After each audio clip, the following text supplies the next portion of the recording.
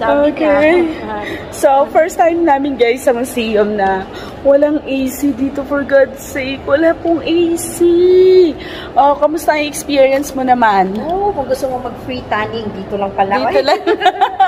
Medyo nabawasan kami ng mga fats Oo, dito, natunaw. grabe. Daming natunaw, guys. Kanina pala medyo naka-leggings pa ako, medyo conservative pa si Inday. Pero hindi kinaya ng powers, hinubad ko talaga. Hindi kaya, grabe ang init. Feeling ko yung singit ko, hindi na makahinga.